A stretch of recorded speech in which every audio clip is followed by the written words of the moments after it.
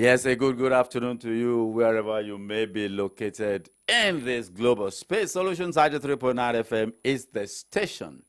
And of course, this Monday afternoon, the 25th day of March, year 2024, I bring you political update. Yes,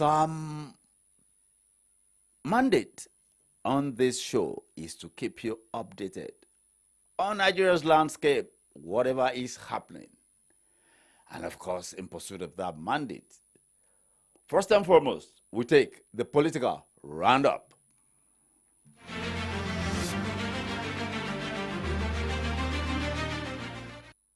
This is the roundup. President Bola Tinubu has presided over the Federal Executive Council meeting today at the ASO Chamber of the State House, Abuja. According to State House correspondent, Vice President Kashim Shettima, Secretary to the Government of the Federation, George Akume, the President's Chief of Staff, Femi Gbajabiamila, Head of Service, Dr. Folashade Yemieson, were present at the meeting. At least 45 ministers were on ground for the 10th FEC meeting of the President Tinubu's administration. Now, the People's Democratic Party (PDP) Abia State chapter has accused Governor Alex Oti of using the pension law to pursue vendetta against former governors and former deputy governors of the state. Oti had last week revoked the state law which grants pension to former governors and former deputy governor. The party, in the statement by its acting state publicity secretary Elder Ama Ibrahim, stated that it cannot understand why Governor Oti, who had not paid pension to any of his predecessors, would quickly rush to repeal the law, if not to massage his ego and portray himself as a saint and buy cheap popularity. And finally, the Edo State Chief Judge, Justice Daniel Okugbowa, has revealed the panel constituted to investigate the allegations leveled against the state deputy governor, Philip Shaibu. This is part of the processes initiated by the Assembly to impeach the deputy governor. In a new list made available to newsmen in a letter signed by the court's chief registrar, B.O. Osawuru, two members, Professor Violet Aigbokebo and Professor Boniface Edegba, were dropped today. The list was earlier released on Friday, and with the review, the panel is expected to begin sitting in the coming days. And that's the roundup.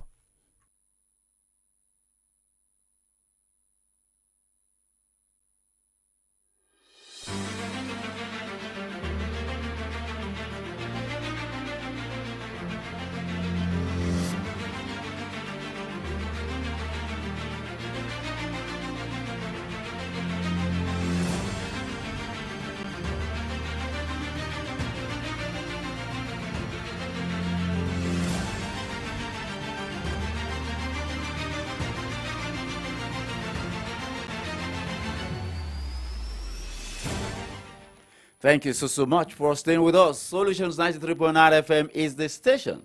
And of course, we'll bring you political updates this Monday afternoon, the 25th day of March. My name is AYODEJI, AJISOPE. I tell you, it's always a pleasure to be on this platform. And of course, it is a privilege that we do not take for granted. Producing me is Victory Onyedikochi. Yes, our political update, as the name depicts, is to keep you informed, fully updated on happenings in Nigeria's landscape. And this afternoon, we'll be doing exactly that. You had the political roundup, two items there: the impeachment proceedings against the Deputy Governor of Edo State, Deputy Governor Philip Shaibu. The House of Assembly instructed the Chief Judge to set up a committee that will investigate the allegations leveled against him. Allegations bordering on leaking official secret acts, the secret that is swore an oath to, and of course the appropriate word has to be deployed, the rescue of the Kuriga students by the Nigerian military, according to a statement released by them. We're going to take a look at those two items before we go to the main course of this afternoon. I have live in the studio with me this afternoon a vibrant, resourceful, and of course very deep gentleman. He is, of course, we apply the same trade, broadcast journalism. He is Comrade Seun Oyelowo. I say good afternoon to you. It's a pleasure to have Thank you you on this platform. Thank you. Been It's a gunning great for pleasure. you, been gunning for you for quite a while. Now I have you on this platform. Those vibrant, incisive, and illuminating interventions of yours. Yes, thank you for coming. Thanks for the accolade, Wow. so to say. You deserve that. Thank you. Deserve that. It's a pleasure for me. Now, let's take a quick look at the two items. The rescue of the Kuriga children. Two things. The military says they rescued them. And when there's a rescue operation, there's always a narration that comes with it that makes it look like a rescue. The narration that comes with that rescue does not make it look like, a rescue is like, means somebody is in captivity and then an operation is carried out to release them. But we just had a statement that the children were rescued. There was no narration about the operation itself, and it didn't look like there was any operation itself. Or maybe they are keeping it under wraps. Then the number, the disparity in number. 137, 237. These two, where do we locate, these two? Well, firstly, let's appreciate God for this opportunity, the gift of life that we have to dissect issues that affect our dear nation. And also appreciate God for the safe return of those pupils, innocent ones. It's rather unfortunate that we subjected them, when I say we, the Nigerian establishment, subjected them to this horror, terror, hardship, and pain. They had to move by foot along the bush path, perhaps, from Chikom, also local government area of Kaduna State. Kuriga, precisely, that's the area. Straight to Zamfara State, where they eventually secured their release. Don't use the word rescue. I'm not too comfortable with the word rescue. That was the word the military deployed. Well, that's the most convenient to them. But you try to define what a rescue operation entails and certain things that are major components of a rescue mission, which seems to be absent completely in the narration. In the narration as the events that culminated into the eventual release of those children. But the most gratifying thing is that the children are back. Though in a very sorry state, some of them looking so haggard. And, they will. I mean, even an they look so tired, walking from and deprived of food, and many other things. Sleep, comfort of their homes, parents, and absolutely terrified. You also imagine the psycho-emotional trauma that these young lads have been subjected to. It's unfortunate, but thankfully, they are back. And that's the gratifying thing. We commend those who ensured the safe return of these children, especially those who prayed fervently, those who also offered one thing or the other to ensure that they are released unhurt. And we also, let's say, congratulate the parents of those children. Having said that, now the concerns and the controversies that surround the pattern of rescue that they prefer to use or the eventual release of these children. I am still bewildered. I'm still in confusion, a sort of skeptical about what actually transpired or how it happened in that manner. You talk of the Safe School Initiative. You talk of the fact that these schools in different locations, you have people around, you have security formation, the proximity to those facilities are there. You have security operatives, either on legal mission or the one that just went to take refreshment or so. You have them in different parts, nooks and crannies of this country. that you could easily alert or who could raise alarm. You have concentration of kids in their school, over 200, over 300. And there is, the area appears to be volatile or vulnerable to such attack. That warranted the transfer of the secondary to the primary. So they knew that there could be potential attack, meaning that if they've been proactive enough, they ought to have mounted security or surveillance around there, or proper intelligence around that region. But the attack was coordinated by the assailant. They call them bandits. We don't really know the right profiling for them, if they are bandits or terrorists or those recruited to carry out such operation deliberately. The attack was coordinated, well coordinated by those assailants. They went in there. No resistance, no counterforce, and freely they moved those children in their numbers and moved them out of that environment. We wonder if no alert or alarm was raised to have warranted prompt response from security operatives. They moved them out of that place. For days, no surveillance, perhaps aerial, or identifying the exact location of those troubled children. How could you move 200 people with the assailants or more? That mass movement, and you didn't notice. You cannot even preempt. Okay, if they moved so hours, by now, where are the possible locations? Their trajectory. So it's like we were so complacent or deliberately, due to certain reasons, allowed those operations to be successful. That particular operation to be successful. Or maybe because of collateral damage or possibility of such.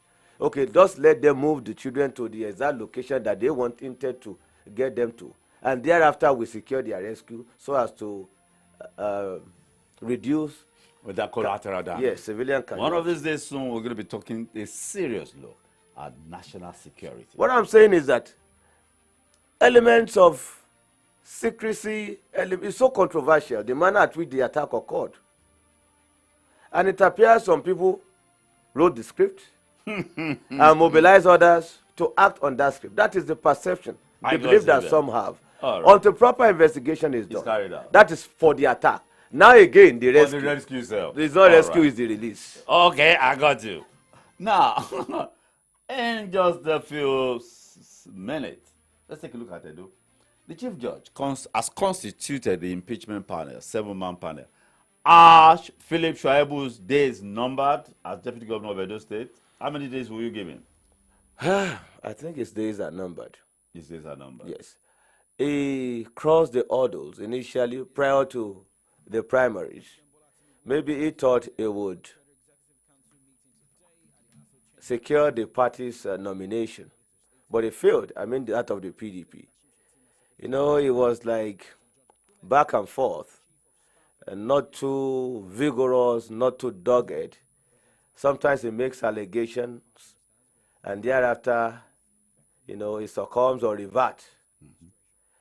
And he begs, go begging. You know, he appears a bit subservient to his master.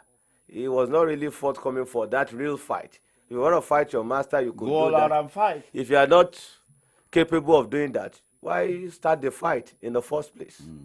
Maybe he wanted to try his luck. And when you look at the handwritings on the wall, if it doesn't favor you, the honorable thing to do before you have been disgraced out of office is to resign honorably. Now, the reality before him is that he could be sacked. And the process is on. And the process appears to be legal, constitutional. It's in line with the provisions of the law. Okay, allegations raised, indictment, you set up panel. The CJ, the Chief Justice of the State, will constitute panel, the specific number. He has done that 7-man panel. So, and they come with their report. Yeah. And you know, some will say all the processes premeditated. Maybe some of the charges are trumped. But they are following the political undertone is there. And the grip that the chief executive of the states have on their parliament, and even the judicial arm. Very weighty words. Okay, let's now go down to the crux of the matter today.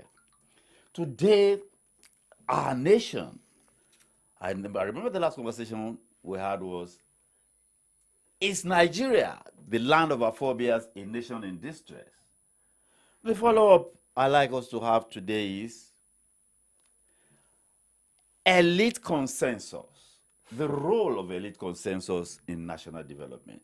Of course, we agree we have elites in Nigeria.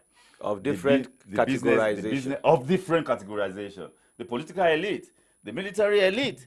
Of course, you are the media, you belong to the media elite. And then the economic elite, the military brass, the academic elite, and all of that. Everybody at the top.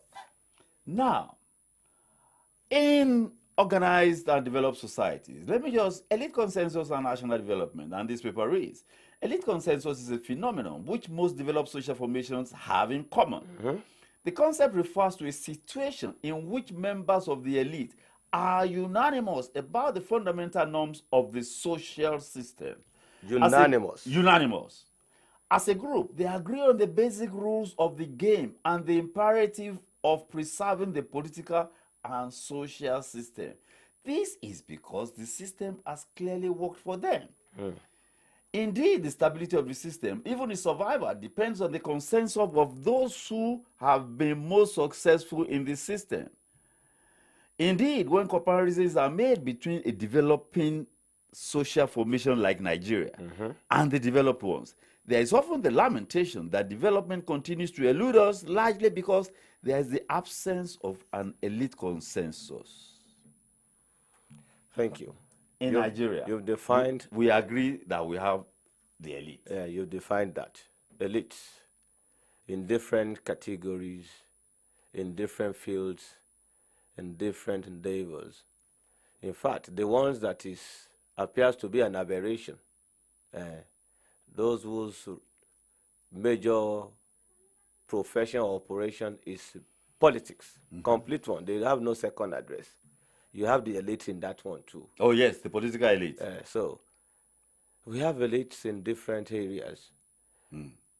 But again, consensus, convergence of ideas, tailored, harmonized, well-structured, to give a pathway, mechanism or model that is mutually agreed upon, that appears to be the majority of positions. Do you understand? Majority vote. That is majority abiding or agreeing to that consensus. And that serves as the guide or the pathway, or what we can refer to as the principles, laws, and rules that should shape a society or guide our activities as members of that society. The consensus, the elites are there in their numbers. Although we have divergent views in Nigeria, we must also talk about that. A country of over 200 million people, some will say it's like you have over 200 million judges. Independently, we believe, we have all it takes independently. Yes, you could pass judgment on issues. I could pass mine. There could be divergent views here and there. But like minds work together. The way we reason, perhaps based on experience, based on profession, based on training, based on the level of education that we have, the expectation is that there should be a sort of aligning of those ideas or thinking, if we belong to the same category. And that will form the consensus. So elites abound, but it appears that the consensus not there. We have more of divergent views and all wanting to act based on his or our own conviction. It could be based on self-aggrandizement or certain motives or primordial sentiments. But to have a consensus in terms of policy, in terms of actionable plans, that will channel production, prosperity, productivity, and development for our nation, that seems to be lacking. And elusive. It's highly elusive. You see, you will hear a Professor Akin Yibode, who is a professor of jurisprudence, called Nigeria's 1999 constitution as amended a fraud. You will hear the patriots, you know, Anyaku, late Professor Benny Wabueze, late Rotimi Williams, the law, and, you know, yes, Ango Abdullahi, talking about getting a new constitution. But you will hear the political class saying, no, we have to continue to amend the constitution until it takes us to the promised land. What kind of consensus I mean, you brought can about imagine, that these are 1999 constitution? These are elites. And yes, there's no meeting point, even on the constitution. That is the grand norm of governance. And that's the divergent views that I talked about. And those views and positions, when critically analyzed, could be as a result of the kind of background that some have, some based on ethnic sentiment, some based on religious affiliation, some based on regional sentiment, and some based on wanting to corner everything or wanting to exploit the situation for your own benefit, self-aggrandizement. So there are different factors responsible for these divergent positions. Why we don't have harmonized vision, why we don't have that consensus that we could all relate with. So these are some of these concerns. And that's why it's so disheartening and at the same time nauseating. You have people who must have gone through the same kind of training, either formal training or in a particular line of profession, disagreeing on what they ought to agree upon. You have that disagreement.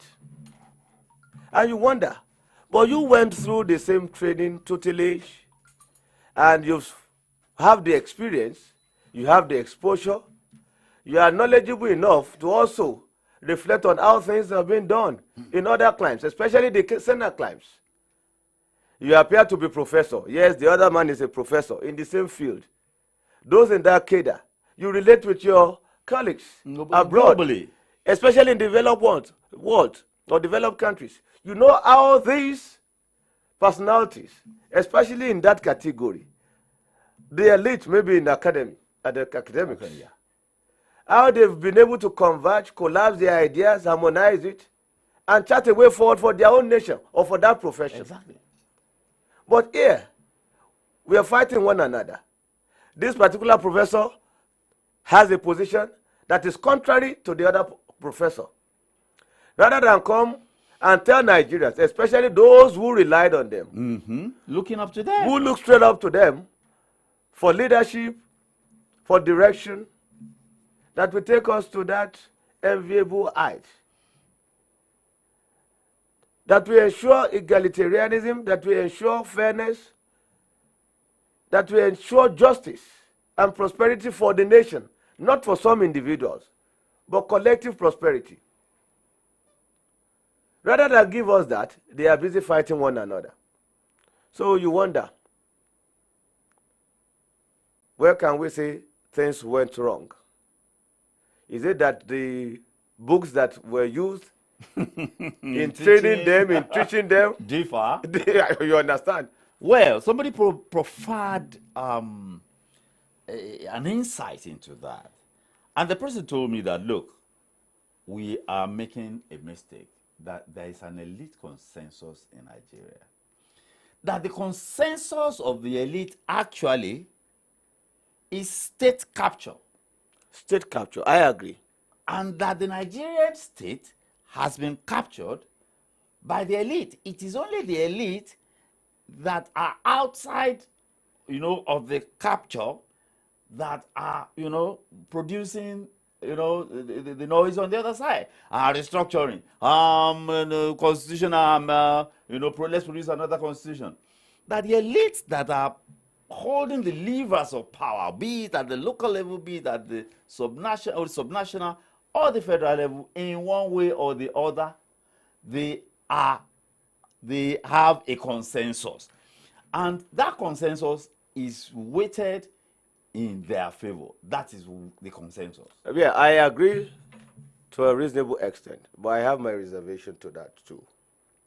You see, we talk about the structures. We talk about the categorization of these elites in our society. Yeah. In the area of economy, agriculture, education, politics, and different strata of the society. Yes, we have these elites, although with their differences and opinions that differs. But they could come to a consensus and have, this resolution A, resolution B, that could chart a way forward for their profession and collectively for the nation. They could do that.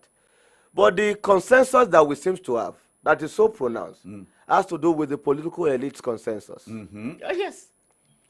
And the absurdity, it's absurd, that the politicians, and politics is not even a sort of profession. There's a vocation. It's just a vocation. Obafemi But in the Awolowo- Nigerian context, they've made it a profession. They are not the ones setting the agenda. Now. And they should not be. They shouldn't be. Those who are professionals To set the agenda. should set the agenda in various various spheres fields. of fields. And when you now bring those And bring it and put to it the together round table, you put it together, bind them as together. a national agenda. Yes, that will form the national agenda. But it's unfortunate that those elites in those other categorizations that we mentioned, that ought to shape the structure of the society, appears subservient to the political elite. class. It appears that they have a boss or superior In the political elite. in the political elite. Maybe because they're looking up and forward to them for, job for the boys. So whatever you come with as a consensus, the political elite still ratifies. Or they call some of you. They even give you the agenda, what you should work on. They tell you what the result should be. They tell you what to impute. We just want to use your name. You are not setting any agenda. We are the ones setting it, as it aligns with our wish, aspiration, and perhaps that profits us as the political elite.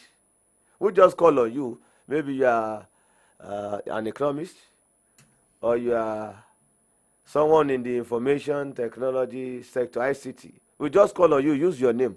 This is what we have, and this is what we want you to work on, and this is the result we want you to give us. It may not be logical, but you have no option than to give it to us that way. One thing that bothers me, and it occurred during the electioneering, and it was so glaring, is the fact that during the electioneering, the conversations that we were having, elections, we were going to elect leadership to the state assemblies, to the 28 or so governorship positions, to the National Assembly, and elect the president. And the conversations that we were having didn't have much to do about governance. The conversation we were having was about religion, about where did it come from, Muslim ticket, where those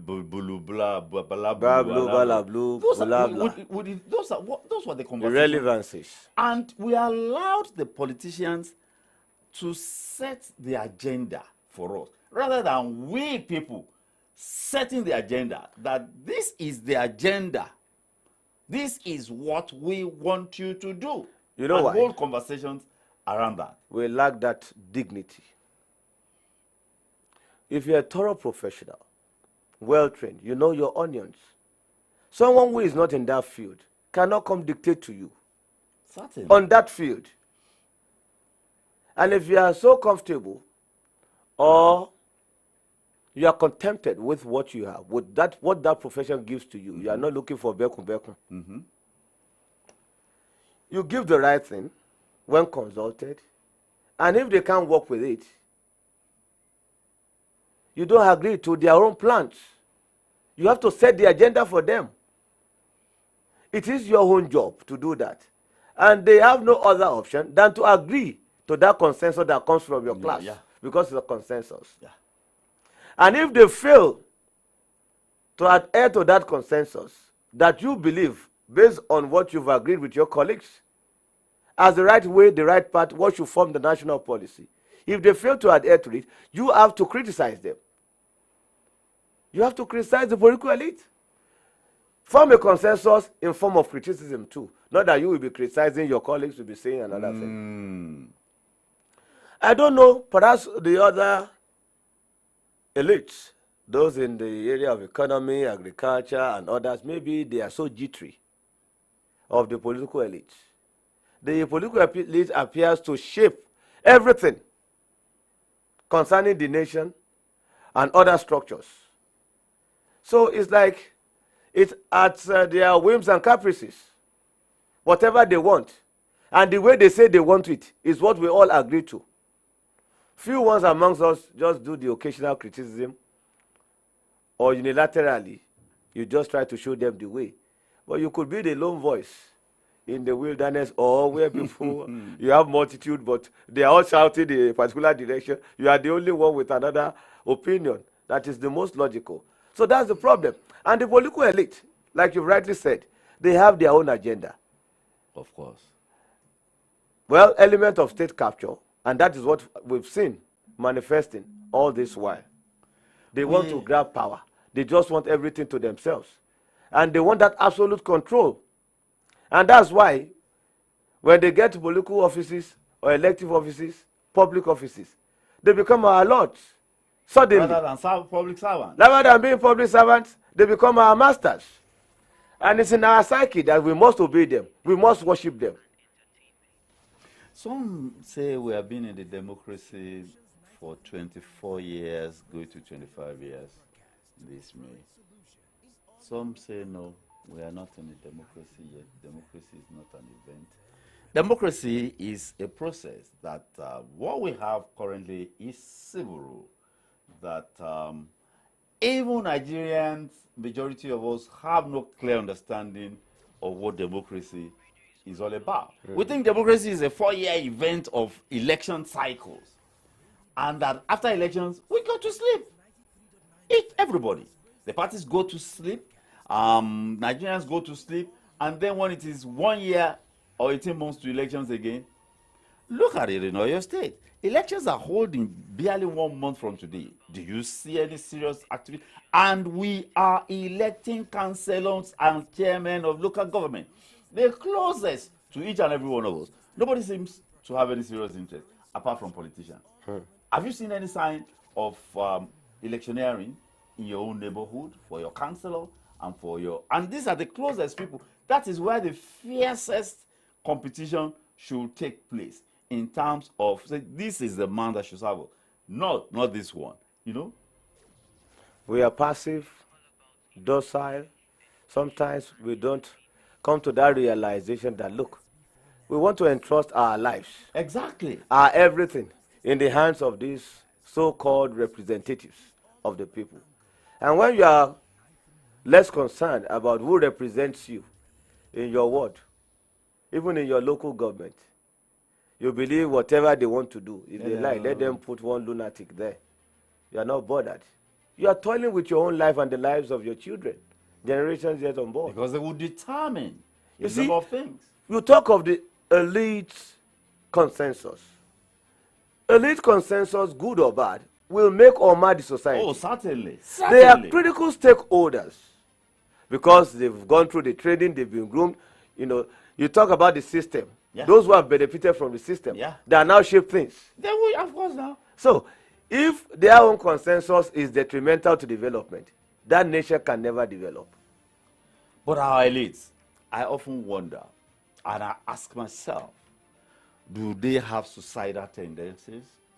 If what we have currently in Nigeria looks like a state capture, that the elites, the political elites, have captured the Nigerian Union and have appropriated it to themselves. Is this sustainable in a situation where hunger has been weaponized? It's sustainable to them and for their own interests. For their own interests. You see, when you are in the habit of exploiting some people, they appear to be your slave, and you are benefiting from that. You are their masters. their commonwealth you pocket. You tell them what to do. You dictate things. You shape everything concerning them. You are high up there, and they are low down there, at the ebb of the ladder. So you are that position advantageous one. When you sneeze, when you cough, when you do whatever, they come and are begging. So it's advantageous to you. You won't want such structure to change. It should continue that way until the people resist. Maybe someone tells them, or they come out of their own shelf. You understand? Or they have a rethink, or chart a new course for themselves that we cannot continue in this manner. Be subjected to this kind of lifestyle. When some people in the minority, because they form part of the elitist class, they cannot deride us all the time. They cannot cut out what should be for us until you resist, either through whatever form of revolution. We are not calling for violent one. But if you don't make the peaceful change possible, the violent change becomes inevitable until the people turn their eyes to them and confront their oppressors, especially the political class, the political elites. Things will not change. Decades before now, we were complaining, and they will tell you the good days will come, or things will get better. Things getting worse by the day. And we still have that complacency. We appear to be satisfied with that failure, with the hardship. Rather than confront them, we praise them. The chairman, the councillors, our elected representatives in the National Assembly. Are we, if democracy is a government of the people, by the people, and for the people, the look of things in the past 25 years, is it looking like democracy as defined like that? That is ideally the definition of democracy. I think Abraham Lincoln defined it that way. Government of the people, for the people, and by the people. We have the Nigerian version. All right. The adulterated version of ideal democracy. Okay. That is in operation in Nigeria. What do we have? Yes. It's government of the few, especially the political elite, by them and for them, because they corner everything. And the hangers on. That is it. And the majority suffers, will keep suffering. And that's why you wonder, in Senate crimes, the consensus is there. When it comes to the issue of economy, the professionals will come with resolutions and consensus. This is the model in our own corner. This to is be the used. Consensus. And when you adopt this model, there won't be any violation of the model. If you dare violate, maybe the judicial aspect and the judicial consensus will deal with the violations without fear of favor. So irrespective of who you are, if you violate those rules, those consensus from the key professionals, if you are in government, if you are even out of government, in those professions, if you violate those laws, because they've been so well conceived after rigorous deliberation and fine-tuning, before they come up with such consensus, they knew that these consensus are really going to help the structure, ensure egalitarianism, ensure that we have the best country, if not the best, one of the best globally. They came up with such model, and they are walking their talk. And the power of enforcement is not in the hands of just one person or one class. And because there is a consensus, not only among those elites, but even there is a general consensus or belief in those structures and what was agreed upon. So the society won't even shield you when you violate those rules or law. You face the music completely. Not that some will be trying to shield you or put ethnic sentiment or religious sentiment. You are a thief, you are a thief. If you are caught, if you violate the law, you face the music. The judiciary will not say, because you are our friend or because you have executive power. No. Are we looking like, are we just emotion? Are we making any movement towards, development? Well, we are not static. There is motion. Motion? Yes. Or there is movement. It could be backward, it could be forward, it could be sideways. You could be in the same spot, on the same spot, and be wobbling, you know, or moving around a circle without any progress. Well, that's why I said there is movement, but we must define the kind of movement. Because when if you are talking about developmental movement, exactly, it's not that visible because of the fundamentals. The fundamentals. Take, for instance, the issue of power. It is key to development. What is the national policy and consensus on power? On power generation and distribution. Look at what God has even blessed us with. Oil and gas, the petrochemical industry, what the is steel the industry. Consensus or national consensus on such? It's mostly beneficial to the cabal. And I ask, is that the job of the president alone? Can it be the job of the president alone? The president appears to be the alpha and omega. Quote Appears unquote. to be. Yes, quote and unquote, because of the powers at his possession, at his disposal. But when it comes to policy formations and reaching consensus, it's not the position of the president. It's not even within the, it's not the responsibility of the president. And that's why you see them setting up committees, whatever, okay, special panel, this, that, or mobilizing people to go. To produce plans. Plans. Workable plans. Yes. But how many of those workable plans have we really produced with that semblance of consensus? Ideal resolutions. You know, they just call few people. And like I said, and they tell you what to do. You mentioned something. Contrary to the general consensus. Exactly. And that's what you present as the document. Consensus. Because you mentioned something about Safe School Initiative. During the Jonathan era, we had this Safe School Initiative. And we didn't hear anything about it again during the days of President Muhammadu Buhari. And then this went on and on. And it had support of the global community, you know, the Western the nations. And then the Almajiri thing, schools. We had that. And, you know, we didn't, all this, you know, a government would come and do something. The next administration will come, decision it, come up with his own plans.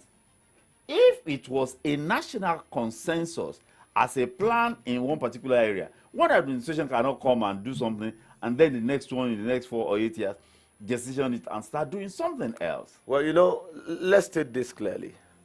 It's not that those laws are static and permanent, or those consensus can't be tinkered with. Of course it can. It must be progressively tinkered with. Yeah, progressively, yeah. That's very instructive. But in a situation whereby the consensus that you seem to have are not even progressive in nature, they are not even well implemented, as effective as they could be, not well implemented. And it appears that what is visible is the state capture and the political elite wanting to corner everything. You wonder, what kind of consensus do you have on education or the education sector? Yeah. What consensus that appears to be a pathway to a Greek revolution that you have in the agri sector? Look at all the sectors, even security sector. Yeah. What consensus have you? What national policy have you? Workable one that you have, that we must adhere to strictly. We may not be able to fully implement all the components of such consensus or policy now, but we know that this is what we are working towards. We don't have. We don't seem to have. So it's like no document is in place. When government comes and the new one comes, there's a change of government, we go back to the drawing board. We jettison whatever we have. There is no strict adherence or continuation of whatever we've been working on. You jettison, it makes it look appears as if government is not continuum. Or what your predecessor does, that you throw to the dustbin. There is no continuity. No, it shouldn't be. Look at the structure of our society, the different sectors. Which particular sector can you point out to having a consensus that is developmental, truly developmental in its nature? None. Worrisome. It's highly worrisome. Do you have hopes regarding this union? Yes. And if you do, what are your hopes regarding this? Yes. Until we become a people united, truly united, by a common purpose. By common purpose. Yes. Seeing ourselves as brothers and sisters, irrespective of other affiliations that we have. You could be from the north, you could be from... We are in the same enclave called Nigeria. The Nigerian project. That spirit of nationalism must be there for everybody. Do you think you relate? This platform gives you the opportunity to relate with people, young and old, students, workers, you know, people on the street. The pulse of the people that you are feeling. Have you come up with what opinion have you come off with regarding people's feelings toward Nigeria? We have largely divided. Divisive tendencies. Do Nigerians think they are stakeholders in this project? You see, you talk of divisive tendencies, we are pretty much divided along different lines. So we don't see ourselves as one. That's one. And two, state of hopelessness for many.